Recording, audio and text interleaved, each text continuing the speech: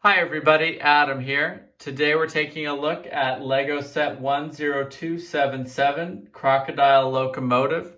This set contains 1,271 pieces. I've really been looking forward to building this particular locomotive, a very distinct look compared to some of the other locomotives in our collection. But before we look too closely at the locomotive, why don't we take a look at the two minifigures that come with the set.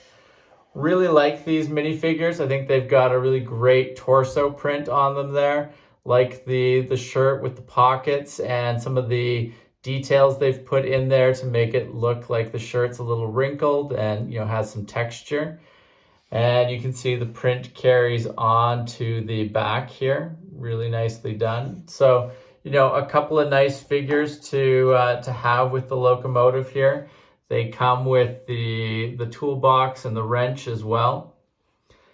Now, in addition to the locomotive itself, you also build this display platform that it's on here, which is a nice track area for it to sit on. And then there's a little plaque over here that gives some of the details about the locomotive, how it comes from Switzerland, the years that it was in service.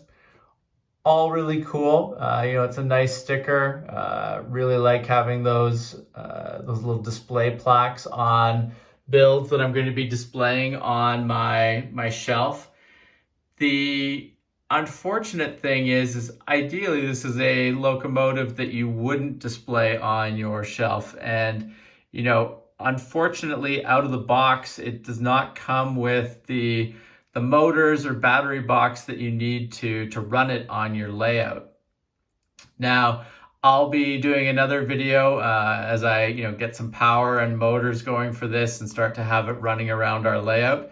But it is a little bit disappointing, in my opinion, to not include those things right out of the gate, because I think that most people who build this would want to have it running around their layout. Now, the instructions do include information on how to get this motorized with the new powered up system. I'm going to do some looking around as well. I'm curious to see if I can get this motorized with power functions at all. I think it would be nice if I was able to have it running under that, but at a minimum, we will use the powered up system to motorize this and have it running around our layout. Now, taking a closer look at the locomotive itself and some of the really interesting details on here. Really like the pantographs up on top here. This is what would be touching the power lines running overhead to power the locomotive. I think they've done a really nice job with those. They look really cool. Got some other nice sort of wiring details up on the top here, which look really cool. A great job on that part of the locomotive, a very distinct and, important part of the look for the locomotive. Now, the other really distinct portion of the locomotive is these snout-like extensions on either end, which give it the crocodile name and appearance.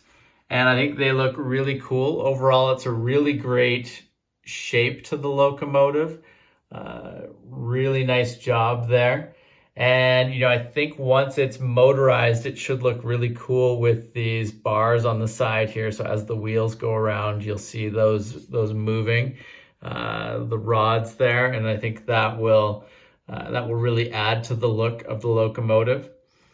Now, the locomotive comes with two sets of magnets for connections to your other train cars. So you've got one on either end.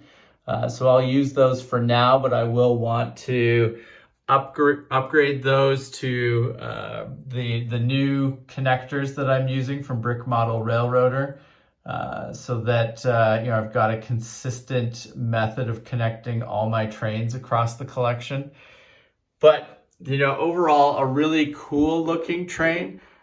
Just really disappointed, I guess, ultimately that it doesn't come motorized out of the box. It's nice that they include the instructions for that, and I know why they're doing it, because it's another $100 on top of this that, people wouldn't necessarily want to pay in the base set price. But when I get trains from Lego, I by default assume that I would want to have them running around my layout. So that's my only complaint about the set. Other than that, I think it looks really cool. And like I said, it's very visually distinct from the other locomotives that I have in my collection. So I'm interested to get it out on the layout and have it, have it running around and sitting on some of the sidings to, just to add to the visual interest of the layout and to have on display in a cool way. I do think it's nice that they include this, the instructions for the platform here, so that you can display it on a shelf. But, assuming that the motorization part of it goes well, I don't expect that I would generally want to have this on the shelf. I think it would be on the layout with the other trains in some form or another.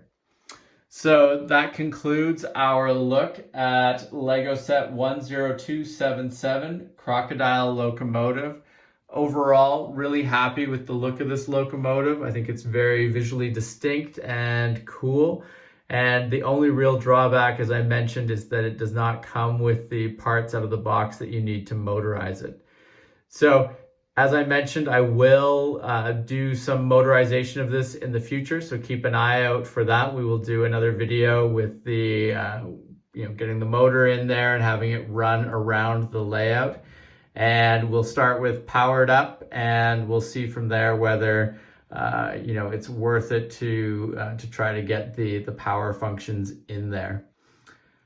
So thank you very much for joining us. If you have not subscribed to the channel, please make sure to do so that you don't miss out on any of our upcoming videos. And thanks again for watching. We'll see you again soon. Bye.